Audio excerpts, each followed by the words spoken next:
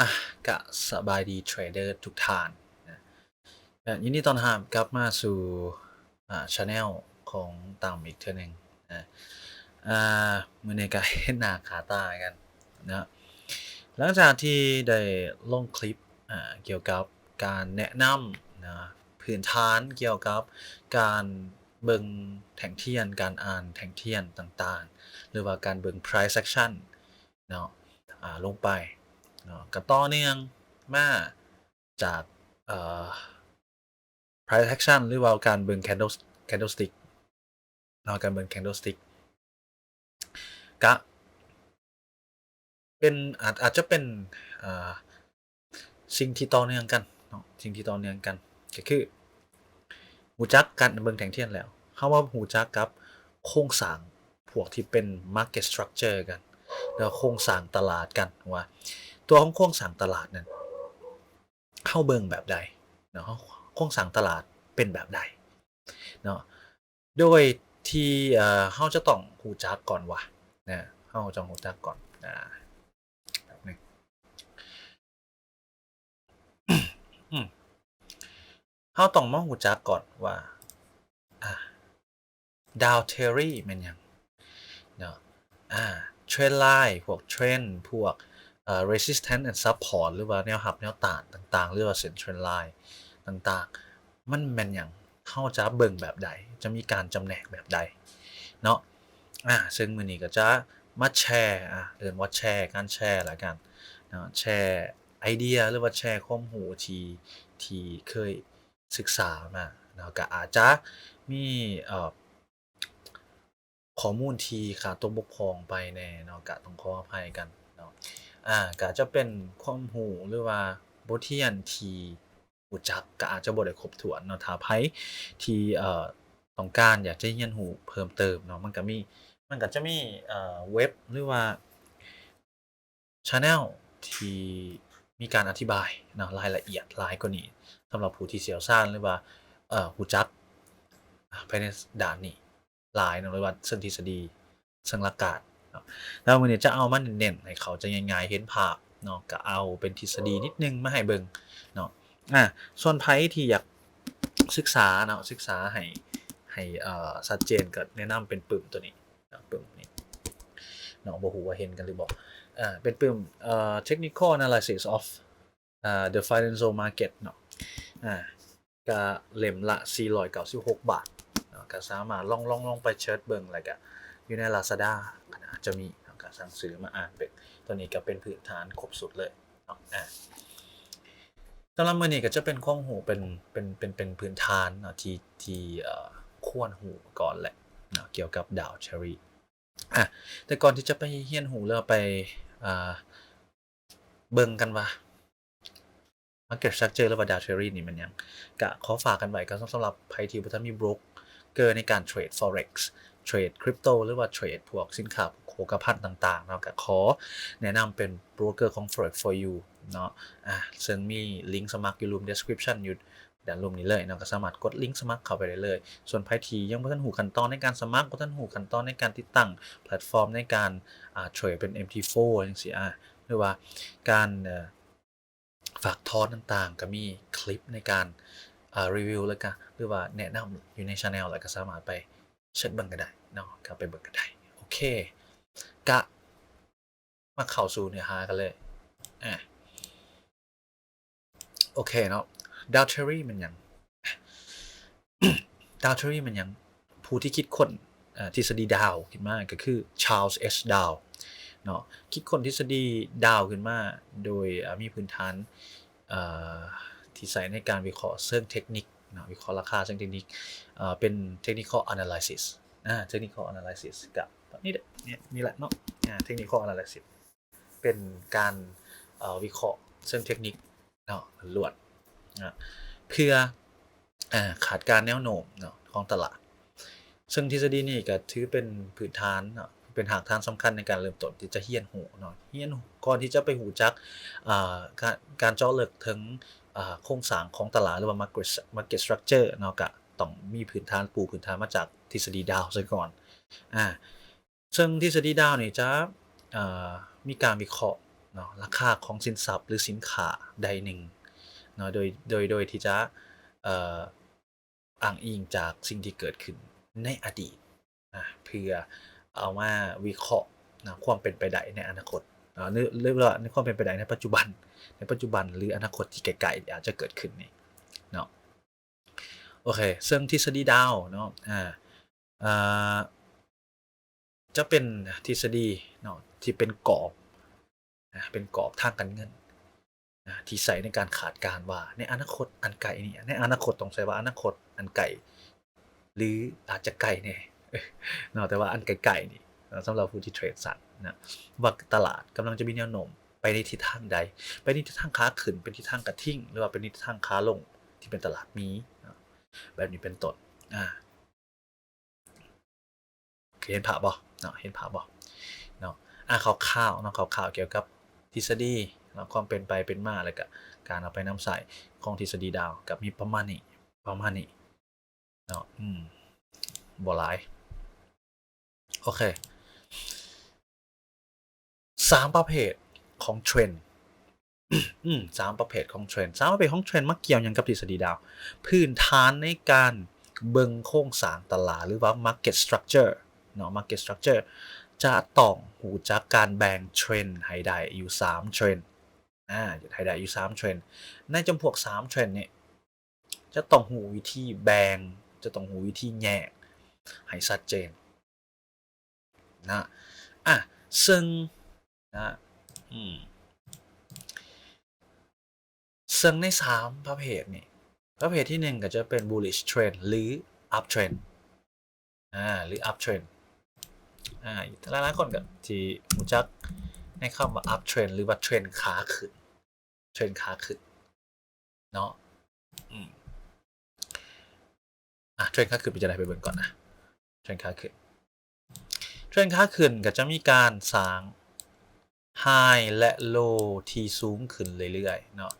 High ใหม่ที่สูงกว่า High เก่า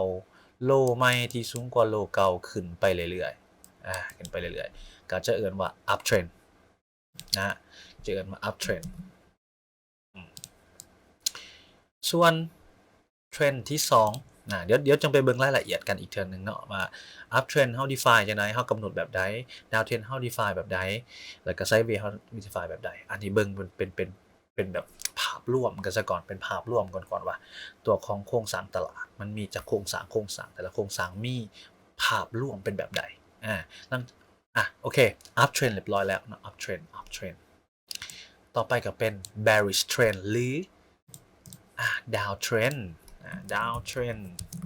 หรือที่หูจักกันอยู่ในเทรนด์ขาลงเทรนด์ขาลง how define แบบใดมันเป็นลักษณะแบบใดก็คือเทรนด์ขาลงหรือ bearish trend เนาะเทรนด์มีกะจะเฮ็ด high และ low ที่ต่ำลงเนาะสร้าง high มี high ใหม่ที่ต่ำมี high และ low ใหม่ที่ต่ำลงเรื่อยๆที่ต่ำลงเรื่อยๆแบบนี้ก็จะเอิ้นว่า bearish trend หรือ down trend ง่ายๆและสุดท้ายก็คือ sideways ออกข้างมีการออกข้างเอาไปด้านข้างบ่ขึ้นเทิงบ่ลงลุมแต่ออกข้างมาเรื่อยๆหรือ non trend หรือบ่มีการเกิดเทรนด์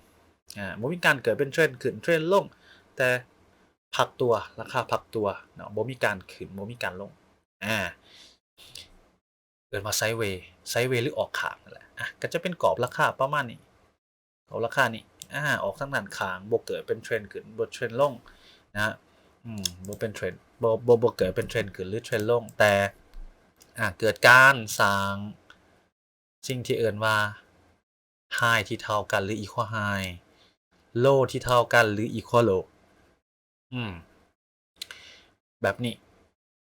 เนาะเอิ้นว่า sideways หรือ non trend ง่ายๆเนาะง่ายๆชื่อง่ายๆเลยนี่คือภาพรวมเนาะเทรนด์มีจักเทรนด์ประกอบมีจักเทรนด์ Market Structure หรือว่าโครงสร้างตลาดประกอบมีจักโครงสร้าง1มี3โครงสร้างเนาะ1 Bullish Trend หรือ Up Trend 2 Bearish Trend หรือ Down Trend 3 Sideways หรือ Non Trend ออกข้างพักตัวเนาะออกข้างพักตัวหรือบ่เกิดเทรนด์บ่มีเทรนด์เนาะมี3 market structure เนาะโอเคเอาเป็นเต็มจอเลยเต็มจอซะและในหนึ่งโครงสร้างตลาดหรือ1 market structure เนาะจะประกอบไปด้วย primary trend และ minor trend หรือ sub trend นั่นแหละเนาะ sub trend เรียกว่า sub trend หรือ trend ย่อย primary trend เนาะ primary trend ก็คือ trend หลักแหละเนาะก็คือ trend หลักเทรนด์ลักก็จะเป็นเทรนด์ลักเป็นเทรนด์ใหญ่ที่เราเห็นเป็นโครงสร้างใหญ่ๆส่วน minor trend เนาะ minor trend หรือ sub trend เนาะ minor trend หรือ sub trend ก็คือเทรนด์ย่อยก็คือเทรนด์ย่อยของมันก่อนที่จะเกิดเป็นโครงสร้างตลาดก่อนที่จะเป็นโครงสร้างตลาดใหญ่ๆได้high low high low high ที่เฮ็ดhigh ที่สูงขึ้นเรื่อยๆได้เนาะเฮ็ด high และ low ที่สูงขึ้นหรือต่ำลงเรื่อยๆอันนี้ตัวอย่างจะเป็นเทรนด์ขาขึ้นเนาะในเส้นสีแดงนี่จะบอกให้เบิ่งให้เห็นถึง primary trend ก็คือเทรนด์หลักโครงสร้างตลาดเป็นเทรนด์ขาขึ้นเป็นเทรนด์หลักเนาะPL P low P high ก็จะแทนให้ primary เนาะแต่เมื่อเฮาไปสังเกตเบิ่งดีๆว่าในตัวของเทรนด์1เทรนด์ก่อนที่จะเกิดเป็นเทรนด์หลักได้มันจะมีเทรนด์ย่อยลงไปอีกจะมีเทรนด์ย่อยลงไปอีกก่อนที่จะเกิดเป็น1เวฟอันนี้คือ1เวฟ1เวฟนี่คือมัน1เวฟเอาตัวหนังสือเอาซะเบิ่งง่ายดิอันนี้คือมัน1เวฟนะโอเค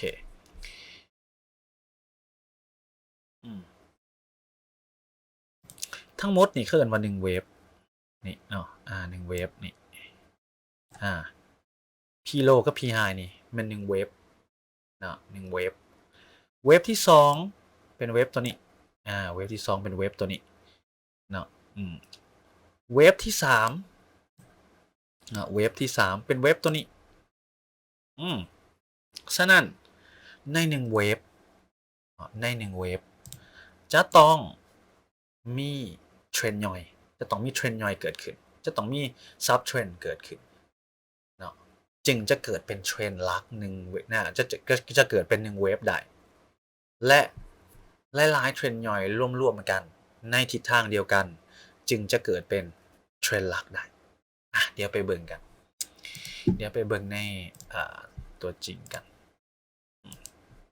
โอเคตัวนี้เป็นการวิเคราะห์เดี๋ยวเอาตัวที่เป็นเทรนด์ง่ายๆNASDAQ แล้วกัน NASDAQ จะเห็นเป็นเทรนด์ง่ายกว่าถ้าเขาเปิดมาใน time frame day ใน time frame ที่ใหญ่เขาจะเห็นว่าเป็นเทรนด์ขาขึ้นเทรนด์ขาขึ้นงามๆ UJ น่าจะเป็นเทรนด์ไลน์กว่าโอเคเดี๋ยวขอลบทิ้งก่อนตัวนี้ก็เป็นเทรนด์เดี๋ยวขอเลือกตัวเทรนด์งามๆก่อนแบบนี้เทรนด์ขาขึ้นงามๆเทรนด์ขาขึ้นงามๆจนเราเห็นแต่เทรนด์ขาลงเนาะUS 30โอเคเอา NASDAQ ก็ได้ NASDAQ ก็เห็นค่อนข้างชัดเจนให้กันเอาตัวนี้ก็ได้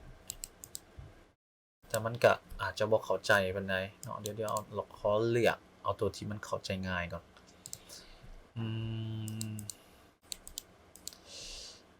Bitcoin กับบอ EUR USD EUR เอาโอเคเอาตัวนี้กันละเพื่อให้เห็นกันชัดเจน เห็นภาพที่ค่อนข้างเห็นภาพเลยโอเคเอาบอลนี้ก็ได้นะเดี๋ยวขอตีกรอบไปปึ๊บนึงปึ๊บประมาณนี้โอเคเราจะเห็นว่าเนาะนี่เป็นเทรนขาขึ้นชัดเจนนั่นบ่นี่เป็นเทรนขาขึ้นอย่างชัดเจนเราเห็นว่านี่มันมีการยกไฮบ่ไฮยกโลขึ้นเรื่อยๆนะครับนี่มาเรื่อยโลปึ๊บประมาณนี้นี่คือโครงสร้างหลักเราเห็นว่า1โครงสร้างหลักของมันเป็นลักษณะประมาณนี้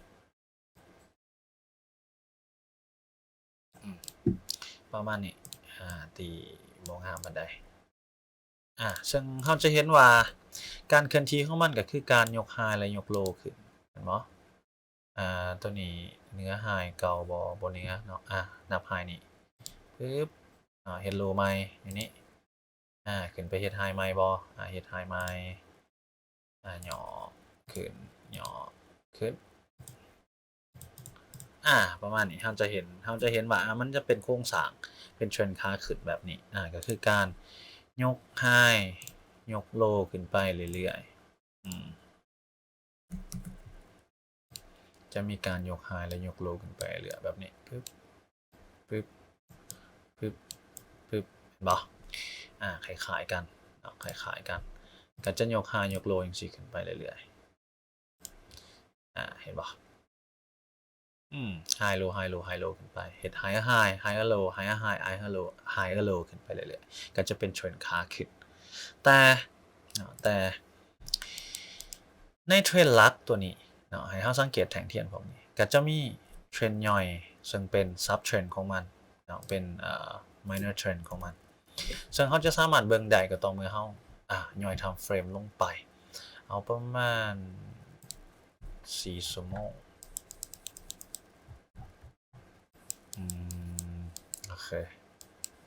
บ่เห็นละว่าให้เบิ่งต้องไปจ่ายเงินจังสิให้เบิ่งนะโอเคเอาไกลๆก็ได้โอเคขอลบทิ้งทั้งหมดซะเบิ่งเทรนขาลงก็ได้เนาะเบิ่งเทรนขาลงก็ได้เทรนขาลงเขาก็จะเห็นว่านี่คือแนวต้านเนาะแนวรับเนาะทะลุแนวรับปั๊บแนวรับแนวต้านเดี๋ยวจังค่อยว่ากันปึ๊บเฮ็ดไฮปึ๊บเฮ็ดโลปึ๊บขึ้นไปเฮ็ดไฮเฮ็ดโลแล้วก็เฮ็ดโลอีกประมาณนี้เราจะเห็นว่ามันจะเป็นเทรนขาลงเรื่อยๆเทรนขาลงมาเรื่อยๆเห็นบ่จะเฮาตีให้งามได้ก็ประมาณนี้ประมาณนี้เราก็จะเห็นว่ามันเป็นเทรนขาลงอยู่เด้อเนาะเป็นหยังจึงเป็นเทรนขาลงย้อนว่าณปัจจุบันณปัจจุบันขึ้นมาสร้างไฮใหม่เนาะลงมาสร้างโลเฮ็ด lower high lower low lower high lower low lower high และก็ lower low อีกเทื่อนึงตัวนี้คือบ่ทันทะลุก็บ่ทันเกิดเป็น lower low เทื่อก็ประมาณนี้เราจะเห็นว่ามันเกิดเป็นการทะลุเฮ็ด low high lower low lower high lower low lower high lower low lower high lower high เราจะเห็นว่านี่คือโครงสร้างหลักของมันมันจะคือโครงสร้างหลักของมันแต่ในโครงสร้างย่อยเด้บัดนี้ย่อยทำเฟรมลงไปก็ได้ย่อยทำเฟรมลงไปเอาใจว่ามันจะมีโครงสร้างย่อยๆอีกโครงสร้างย่อยๆจังได๋หรือเอา1ชั่วโมงก็ได้1ชั่วโมงไปเลย1ชั่วโมงเราก็จะเห็นซูมเข้าไปก่อนที่จะเกิด1เว็บจือบ่1เว็บ1เว็บก่อนที่จะเกิด1เว็บได้เรามาสังเกตว่ามันก็จะมีเนาะมันก็จะมีhigh low high low high low high low เช่นเดียวกันเนาะมันก็จะมี high low high low high low แบบนี้เนาะโมเมนต์ high low high low แท่งต่ำสูงเลยก็จะเป็น high low high low high low แบบนี้เรื่อยๆลงมาเนาะก็จะเป็นในรูปแบบเดียวกันก็เป็นรูปแบบเดียวกันก็เป็นเทรนย่อยเป็นซับเทรนของมันลงมาอีกดังนั้นในหนึ่งmarket structure เนาะก็จะประกอบมีโครงสร้างหลักและโครงสร้างย่อยโครงสร้างหลักและโครงสร้างย่อยเองเนาะโอเคบอพอเข้าใจบอพอเห็นภาพเนาะพอเห็นภาพโอเคกับประมาณนี้เนาะประมาณนี้สำหรับprimary and minor trend เนาะมันจะเป็นลักษณะของการที่ไปสังเกตเบิ่งว่าให้เฮาหูจักว่าในหนึ่งโครงสร้างบ่ว่าจะเป็นโครงสร้างขาขึ้นหรือขาลงเนาะหรือว่าเป็นพวกไซด์เวย์ก็ตามเนาะมันก็จะประกอบมี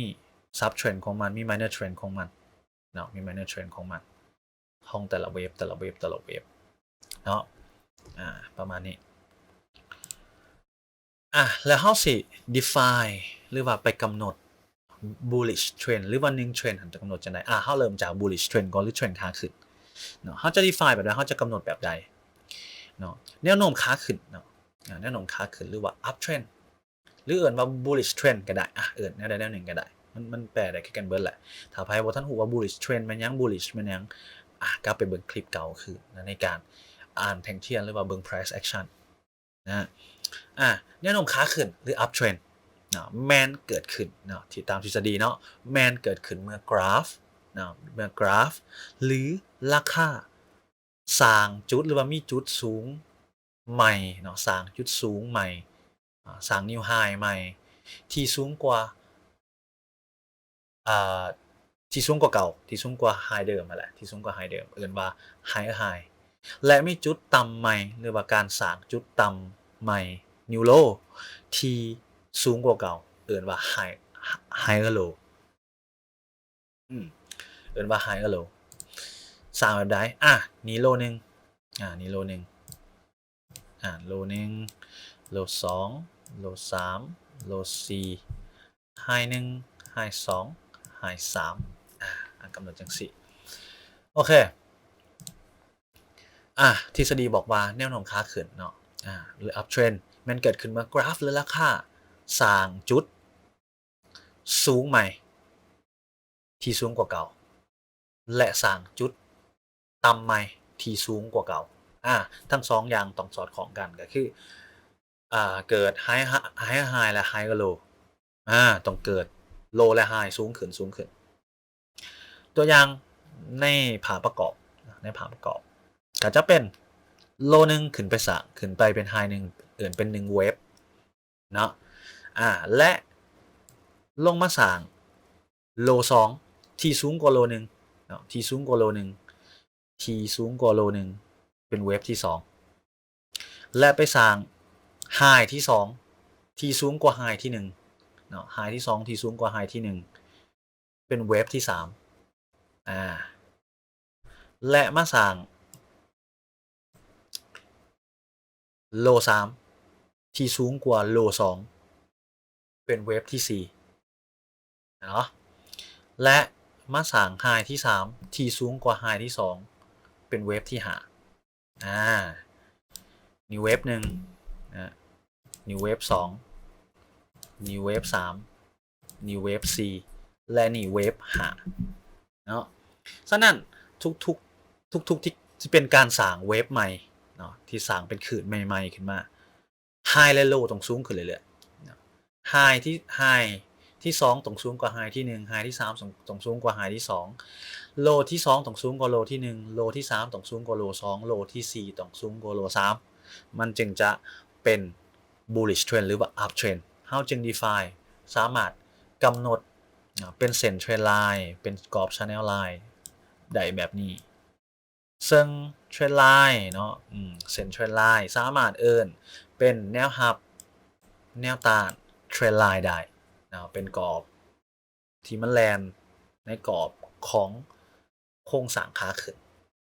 แบบนี้เนาะซึ่งอันที่2กฎที่2ก็คือเราสามารถตีเส้นเทรนไลน์ได้โดยการลากจากจุดโลไปหาจุดไฮโลจุดโลไปหาจุดไฮโลแบบใดแบบใดโลไปหาไฮโลไปหาไฮโลไปหาไฮโลขึ้นไปเรื่อยๆก็จะกลายเป็นเทรนขาขึ้นแบบนี้ให้เฮาเบิ่งเป็นภาพเพื่อจำแนกก่อนไปเบิ่งกราฟตัวจริงกันขอเทรนขาขึ้นงามๆครับมึงเทรนขาขึ้นงามๆโอเคก่อนอื่นเฮามาเบิ่งก่อนว่าเฮาสิ define มันแบบใดเฮาสิตีกรอบของเทรนแบบใดก่อนเทรนแบบใดก่อนตีแบบนี้ได้บ่ปึ๊บสัมผัสกันหลายที่สุดได้แต่ว่าโลนี่สูงแล้วบ่หรือลุดลงมาหลุมกะยังเป็นอิวคอโลมันบ่ถือเป็นโลนี่ก็ได้แล้วโลนี่เด้แล้วโลนี่เด้ก็ยังเป็นโลที่ได้อยู่ตีแบบนี้ก็ได้ตีแบบนี้ได้อันนี้ก็ถือเป็นเทรนขาขึ้นเหมือนกันอาจจะบ่ครบ5เวฟตาม Elliott Wave ตามทฤษฎีนึงที่เอิ้นว่า Elliott Wave เนาะตอนนั้นเอาไว้ก่อนแต่เราสามารถบอกได้ว่าณตอนนี้เป็นเทรนขาขึ้นเพราะปึ๊บอาจจะบ่ลงมาแตะเทรนไลน์ปึ๊บขึ้นไปสร้างใหม่แม่นบ่ตัวนี้คือบ่ทันผ่านก็นับเป็นโลนี้ก็ได้แล้วขึ้นไปสร้างถึงแล้วจึงคอยหลุดลงมาหลุมตัวนี้หลุดลงมาหลุมแหละเป็นโลใหม่แหละ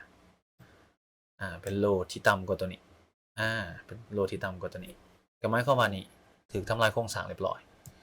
ถูกทำลายโครงสร้างเรียบร้อยก็อาจจะกำลังจะกลับตัวเป็นเทรนขาลงเนาะเราก็จะเห็นว่านี่เป็นเทรนขาขึ้นละเราสามารถตีกรอบราคาได้แล้วไฮได้สูงกว่าไฮนี่ตีแบบนี้ได้บ่ได้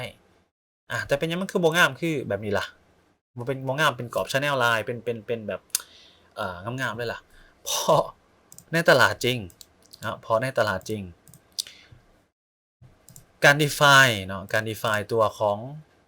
market structure บ่ได้สวยงามเป็นกรอบ Channel Line ที่ซื้อละเอียดยิบบ่ได้เป็นแบบนั้นบางที่เป็น wedge บางที่เป็น triangle บางที่เป็นflag ก็แล้วแต่อันนี้เป็น pattern เดี๋ยวจะมีการแนะนำ pattern กันอีกทีนึงอันนี้เป็นของเรื่องของอนาคตซึ่งกรอบ Channel Line จะบ่ได้งามคือกับที่เฮาศึกษากันแต่ที่เฮาแต่มาให้งามเพื่อให้เฮาเข้าใจให้ง่ายเนาะซึ่งก็มีการเกิดหยังขึ้นโลนึงเนาะโล2มันบ่โล3มันบ่ตัวนี้เป็นโล4บ่กันโล4ได้เนาะและอันนี้เป็นไฮบ่ตัวนี้ไฮบ่สูงบ่สามารถสูงตัวนี้ก็นับนี่เป็นไฮนึงไฮนึงหรืออาจจะมานับไฮนึงอยู่นี่ก็ได้เนาะแล้วแต่ไผจะนับเนาะแต่ว่ามันก็ถือเป็นไฮได้นี่เป็นไฮ2สูงกว่าบ่ไฮ2ก็สูงกว่าไฮ1เนาะและไฮ3เด้ก็สูงกว่าแบบนี้ก็ครบองค์ประกอบของ bullish trend หรือ up trend ต้องหูวิธีการว่าจะจำแนกแบบใดจะจำแนกโครงสร้างตลาดหรือ market structure แบบใดเพราะว่าสิ่งที่เราเจอเราจะบ่ได้เบิ่งเราจะบ่ได้เห็นว่ากราฟมันแลนงามๆเป็นแบบคลื่นแยกกันแบบนั้นได้ชัดเจนเนาะแล้วเราสิมีวิธีใดในการจำแนกอีกได้ล่ะอันนี้เป็นทริคเนาะอันนี้เป็นทริค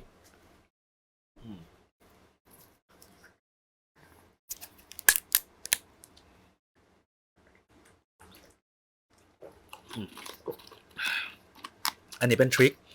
ว่าเราจะสามารถdefine ตัวของ1สวิงได้แบบใดเราจะนำ1สวิงได้แบบใดว่านี่เราจะนับเป็น1สวิงได้เด้อว่าเราจะนับเป็นไฮเป็นโลได้วิธีแยกสวิงเป็นเครื่องมือฟิโบเนาะอันนี้สำหรับไผที่ฮู้จักเครื่องมือแล้วฮู้จักนำใส่เครื่องมือฟิโบนัชชีแล้วเนาะฟิโบนัชชีปึ๊บขึ้นมาซูมให้เห็นถ้า1สวิงนั้นเนาะสมเทียบวิธีลากฟิโบนัชชี วิธีหลักฟิโบนัชชีก็คือนี่1สวิงปึ๊บย่อเนาะนี่ย่อเขาเอิ้นว่า1สวิง1สวิงเนาะ1สวิงเฮาจะฮู้ได้จังได๋ว่าเฮาจะนับว่านี่เป็นสวิง1หรือนับเป็นเวฟ1เวฟ2ได้จังได๋ให้เฮาทำการเลือกฟิโบนัชชีขึ้นมาฟิโบนัชชี retracement ถ้าเป็นเทรนด์ขาขึ้นลากแต่โลขึ้นไปหาไฮถ้าสวิงนั่นเนาะถ้า1การย่อนั่นปึ๊บขึ้นไปย่อลงมาเท่ากับ 0.382 หรือ 38.2% ของฟิโบนัชชีนับเป็น1สวิงนับเป็น1สวิงเนาะนับเป็น1สวิงแล้วเมื่อมันเกิดมันแรงขึ้นไปอีกเด้แล้วมันหย่อลงมาหอนบ่ 38.2 ถ้ามันหอนก็นับเป็นอีก1สวิงก็นับเอาจากโลนี่ที่มันเฮ็ดโลล่าสุดลากขึ้นไปปึ๊บอย่างน้อยเนาะต้องย่อย่างน้อยย่อย่างน้อย 38.2% หรือ 0.382 ในฟิโบนัชชีนับเป็น1สวิงก็วัดจังซี่ไปเรื่อยๆนี่โลใหม่เนาะโลใหม่นับสวิงขึ้นไปอีกเนี่ยก็ย่อลงมาประมาณนี้ก็นับเป็น1สวิงดังนั้นเฮาจะสามารถ define ได้ว่านี่คือ1สวิง2สวิง3สวิง1สวิง2สวิง1สวิงย่อ2ขึ้น3ย่อ4ขึ้น5ครบ5เวฟของ Elliott Wave ถ้าไผศึกษา Elliott Wave จะเห็นเลยว่านี่ครบองค์ประกอบของElliott Wave แล้วเด้เห็นบ่นี่คือทริคที่เฮาจะจำแนกว่า1สวิงของเฮานี่เฮาสิเบิ่งจังได๋เฮาสิแยกจังได๋เอาฟิโบนัชชีมาวัดก็ได้ถ้าไผเบิ่งด้วยตาเปล่าบ่ออกเอาฟิโบนัชชีมาวัดจากถ้าเป็นเทรนด์ขาขึ้นเนาะลากจากโลขึ้นไปหาไฮถ้าเป็นเทรนด์ขาลงลากจากไฮลงมาหาโลจะเห็นว่าในการพักตัวหรือการย่อของราคาณตอนนั้นให้ย่ออย่างน้อย 38.2% หรือ 0.382 ในฟิโบนัชชีก็จะนับเป็น1สวิงได้ลองเอาไปตีหลินเบิ่งลองเอาไปลองผิดลองถูกไปตีเบิ่งให้สำนาญเนาะก็จะฮู้ว่าเฮาแยกสวิงแยกจังไดแล้วเฮาจะฮู้ว่าไฮโลตัวใดเป็นไฮตัวใดเป็นโลเนาะมาเบิ่งต่อไปhow to define bearish trend กำหนดดาวเทรนหรือเทรนขาลงแบบใดปีนกันเลยกดปีนกันจากเทรนขาขึ้นบางนึงแม่นการเกิดขึ้นเนาะแม่นเกิดขึ้นเมื่อกราฟหรือราคาสร้างจุดสูงใหม่ที่ต่ำกว่าเก่านะสร้างจุดสูงใหม่ที่ต่ำกว่าเก่า lower high เนาะ high เป็น lower high ลงมาเรื่อยๆและสร้างเนาะหรือว่ามีจุดต่ำใหม่ที่ต่ำกว่าเก่าต่ำใหม่ที่ต่ำกว่าเก่าได้บ่แม่นต่ำใหม่ที่สูงกว่าเก่าต่ำใหม่ที่ต่ำกว่าเก่าคือ low lower low low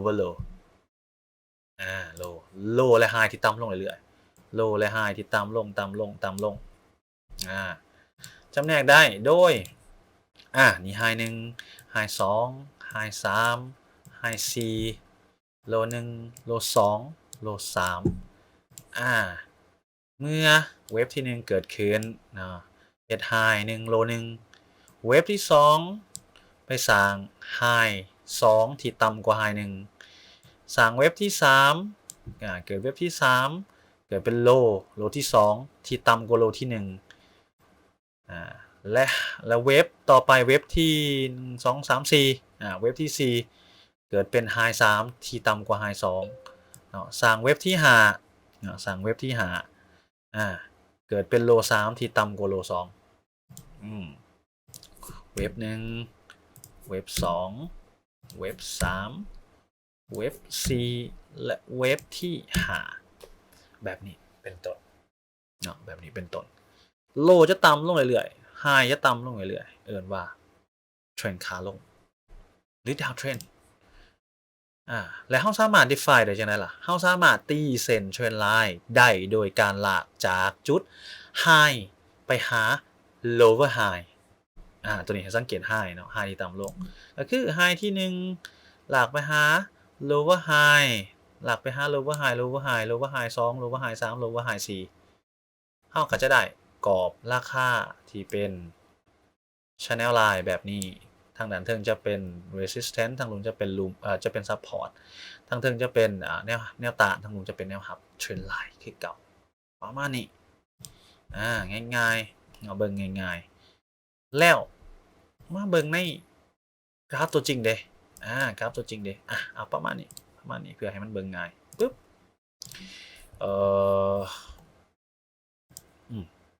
ประมาณนี้ไปเราจะกำหนดแบบใดล่ะ high บ่ลงมาเฮ็ด low อันนี้ low เดิมขึ้นมาเฮ็ด lower high ลงมาเฮ็ด lower low ลงมาเฮ็ด lower high lower low lower high lower low แล้วกะกลับขึ้นไปคือก็จะเห็นเลยเขาเห็นได้ชัดเจนแล้วเขากะตีกรอบ channel line จาก high ลงมาเรื่อยๆเขาก็จะได้กรอบ channel line แบบนี้นี่เป็นกรอบ channel line ที่งามเห็นบ่แล้วเขาซิวเดี๋ยวจะได้ละบ่ะ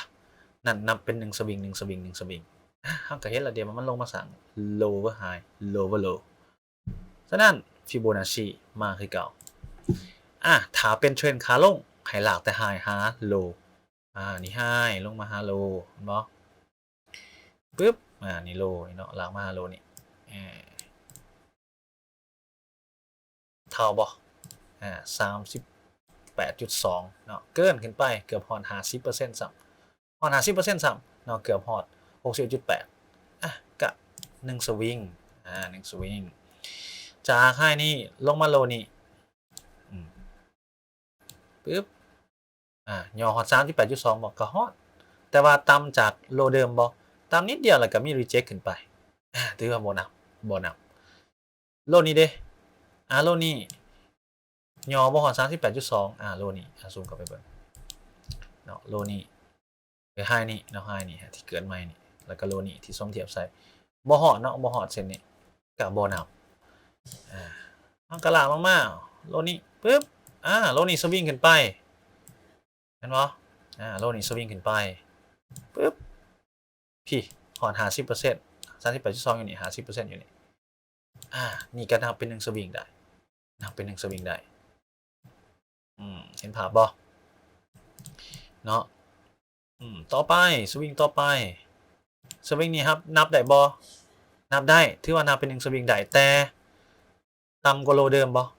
ยังเนาะยังบ่ทันต่ำกว่าโลเดิมเนาะยังไม่เป็นเส้นลักษณะจังซี่ยังเสลียงขึ้นนิดนึงหรือเป็นอีโคโลก็ได้อีโคโลก็ได้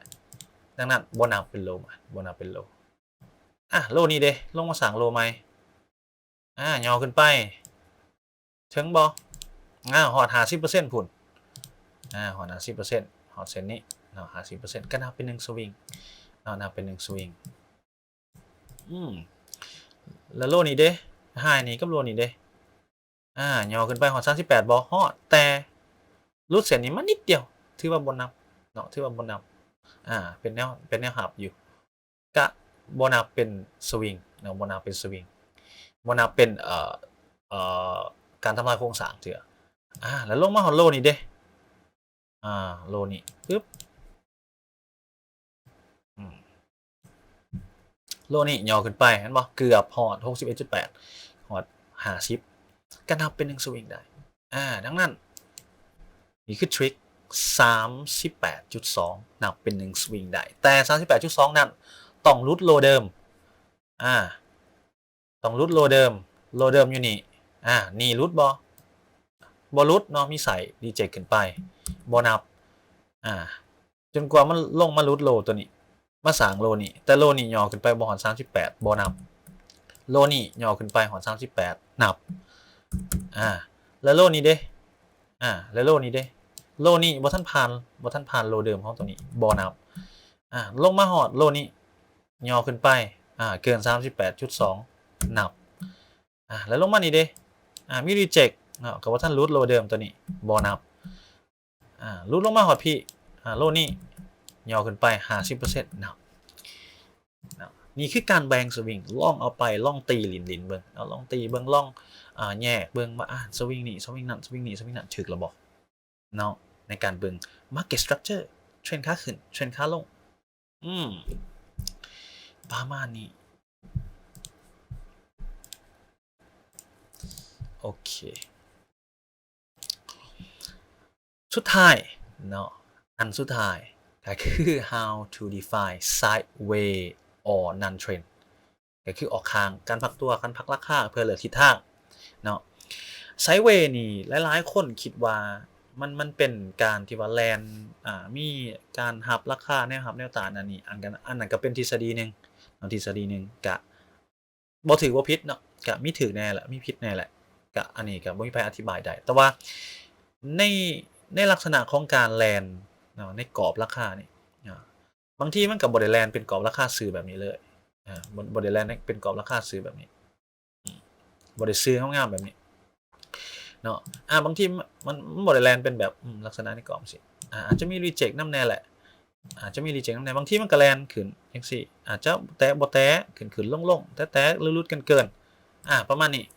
ก็มีคือกันเนาะอาจจะเป็นไซด์เวย์เสลียงขึ้นนิดๆเนาะไซด์เวย์ขึ้นนิดนึงไซด์เวย์ลงนิดนึงแต่บางทีก็อาจจะเป็นซื่อๆงามๆสิเลยก็มีเขาเอิ้นว่าเป็นการพักราคาพักตัวของราคาเพื่อเบิ่งแนวโน้มราคาในตลาดตอนนั้นว่ามันจะขึ้นต่อหรือลงถ้าเป็นเทรนด์ขาขึ้นมาแล้วก็พักตัวแล้วจะขึ้นต่อหรือจะลงถ้าเป็นเทรนด์ขาลงเนาะถ้าขาขึ้นมาปึ๊บแลนพักตัวแป๊บนึงจะขึ้นต่อหรือจะลงเนาะถ้าเป็นเทรนด์ขาลงมาแป๊บนึงพักตัวเนาะจะลงต่อหรือจะขึ้นเนาะเป็นการเลือกล่อถาว่าเบิ่งในตลาดตอนนั้นมีความต้องการในทิศทางใดในทิศทางขึ้นหรือทิศทางลงเอิ้นว่าไซด์เวย์ก็คือตลาดมีการพักตัวมีการพักวอลุ่มตลาดยังบ่ทันได้มีหลายยังรายใหญ่บ่ทันได้เข้ามาจังซั่นซะยังเป็นรายย่อยในการซื้อขายกันในตลาดเนาะเอิ้นว่าเป็นการพักตัวเป็นการพักตลาดเนาะซึ่งตามทฤษฎีก็คือแนวโน้มเนาะของไซด์เวย์หรือ non trend หรือบ่เกิดเทรนด์นี้หรือออกข้างนี้หรือพักตัวนี้แล้วแต่สิเอิ้นเนาะมันเกิดขึ้นเมื่อกราฟหรือราคาเนาะเกิดการพักตัวก่อนที่จะเลือกทางขึ้นก่อนที่จะเลือกทางไปแหละบ่ว่าขึ้นหรือลงเนาะซึ่งบ่สามารถสร้าง new high ได้บ่สามารถสร้าง new low ได้ในระยะเวลาหนึ่งเท่านั้นในระยะเวลาใดหนึ่งเท่านั้นเนาะบ่หมายความว่าสิพักตัวดนแต่ว่าในช่วงใดหนึ่งเท่านั้นถ้าเป็นtime frame ใหญ่ๆ1วันก็อาจจะอยู่ในช่วงประมาณเกือบ2อาทิตย์อิหยังประมาณนี้เนาะซึ่งจะสร้างเป็นประมาณนี้ปึ๊บบ่สามารถสร้าง new high new low ได้บ่สามารถสร้าง new high new low ได้ก็เอิ้นอีกอย่างหนึ่งว่าเป็นดันเทิงเนาะดันเทิงเอิ้นว่าแนวต้านเนาะแนวต้านหรือเอิ้นว่า equal high ที่เท่ากันส่วนทั้งลุมก็จะเป็นซัปพอร์ตหรือว่าแนวรับเนาะแนวรับหรืออันนี้อย่างนึงว่า equal low หรือ low ที่เท่ากันเนาะซึ่ง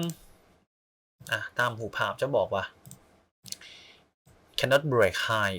นะ cannot break high in a period of time ก็คือบ่สามารถbreak high เดิมได้ในช่วงระยะเวลาหนึ่งส่วนทั้งลุมequal low ก็จะเป็น cannot break low in a period of time ก็คือบ่สามารถสร้าง low ใหม่หรือ break low ได้ในช่วงระยะเวลาใดหนึ่งแต่เราสามารถ define หรือว่าเราสามารถตีกรอบราคาของไซด์เวย์นี่ได้แบบใดเนาะก็คือเราสามารถตีได้ก็คือแนวรับแนวต้านดันเทิงตัวที่มันสัมผัสราคาหลายที่สุดนี่แหละ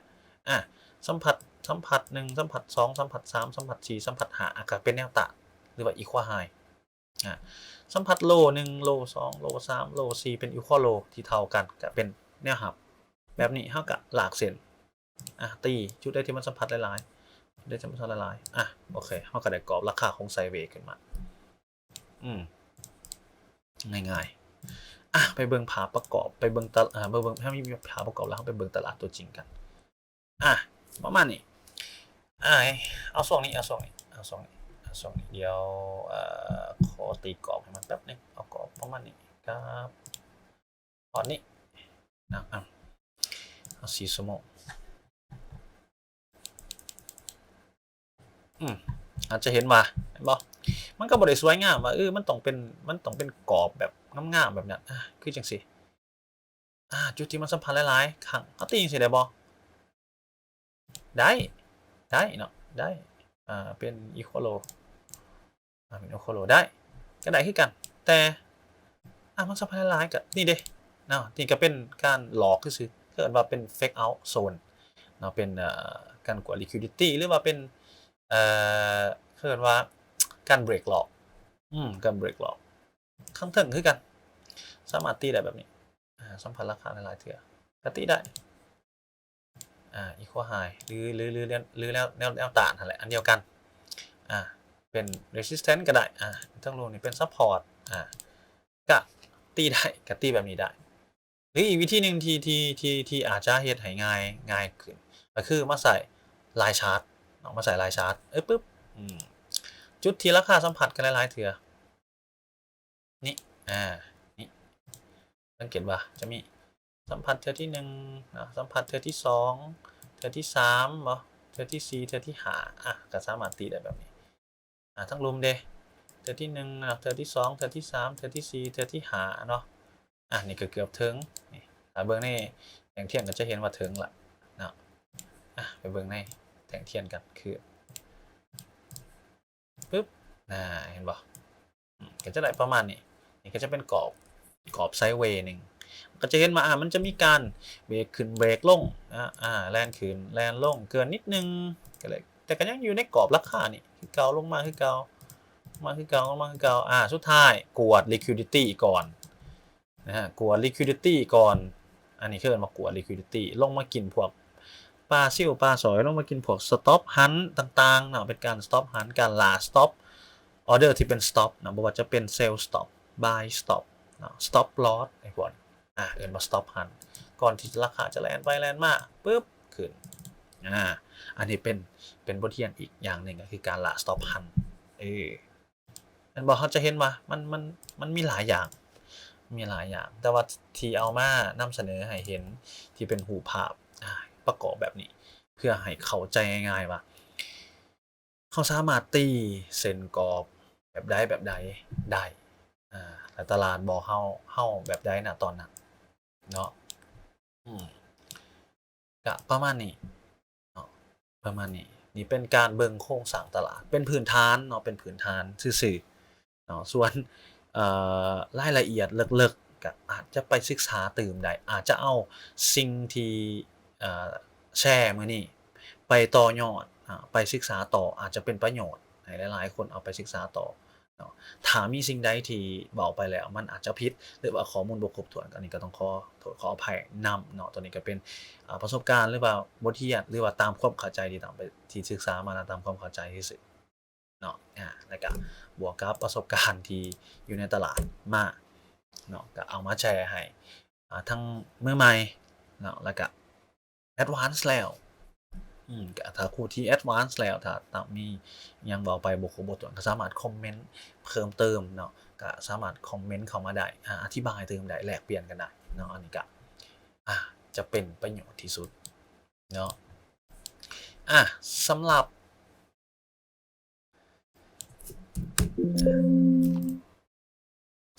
ดาวเทอรี่เนาะพื้นฐานการปูพื้นฐานในการอ่าน Market Structure การแบ่ง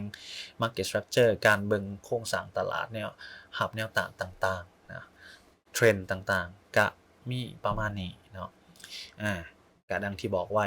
ว่าทั้งหมดทั้งมวลนี้เป็นสิ่งที่ต้องศึกษาเองทำความเข้าใจเองลองผิดลองถูกในตลาดเองเนาะบ่หมายความว่าสิ่งที่สอนไปจะถูกทั้งหมดหรือว่าข้อมูลครบถ้วนทั้งหมดเนาะอาจจะมีบางส่วนที่บ่ได้ครบถ้วนเนาะหรือว่าอาจจะบ่ได้ถูกตามหลักตำราเป๊ะๆเลยเนาะก็สำหรับมือใหม่สำหรับผู้ที่เข้ามาศึกษาใหม่และสนใจในการลงทุนก็เอาไปเป็นพื้นฐานและเอาไปเป็นไอเดียหนึ่งเพื่อต่อยอดความรู้ต่อไปเนาะเพื่อให้เป็นพื้นฐานเพื่อต่อยอดความรู้ต่อไปแนะนำปืมตัวนี้ครบสุดแล้วtechnical analysis of the financial market เนาะแนะนำปืมตัวนี้ไปอ่านเบิ่งอ่านจบนี่เก่งแล้วล่ะ เนาะก็จะมีพวกจำพวกแพทเทิร์นต่างๆที่มีถงเทียนมีการแนะนำตลาดนั่นน่ะนี่มีครบสูตรหัวนี้400 กว่าบาทเนาะไปหามาอ่านกันโอเคสำหรับมื้อนี้เนาะก็เบิดเพียงเท่านี้เนาะเดี๋ยวจะไปลองรวบรวมเบิ่งว่ามีไอเดียอื่นนี่บ่หรือว่ามีความรู้อื่นที่จะมาแชร์บ่เนาะก็ไผที่มักเนาะก็ฝากกดไลค์กดแชร์เนาะแล้วไผที่บ่อยากพลาดนะความรู้หรือว่าเทคนิคหยังต่างๆเนาะก็จะมีการลองมาแชร์เทคนิคหรือว่ามาแชร์พวกเอ่อการสร้างTrade Setupหรือว่ามาเทรดให้เบิ่งเลยออร์เดอร์จริงๆเลยเนาะก็สามารถเข้ามาติดตามได้เนาะกดติดตามแล้วกดกระดิ่งแจ้งเตือน channel ของตามเอาไว้ตาม The Classes ตาม Classes เนาะเอามีเดียตาม Classes เนาะไว้ได้เนาะสามารถกด Subscribe แล้วก็กดแจ้งเตือนไว้ได้เพื่อจะบ่พลาดคลิปใหม่ๆเนาะสำหรับคลิปนี้สำหรับ Dow Theory พื้นฐาน Dow Theory แล้วก็ Trend Line Support and Resistance ก็จบเพียงเท่านี้เนาะเจอกันโอกาสหน้าสบายดี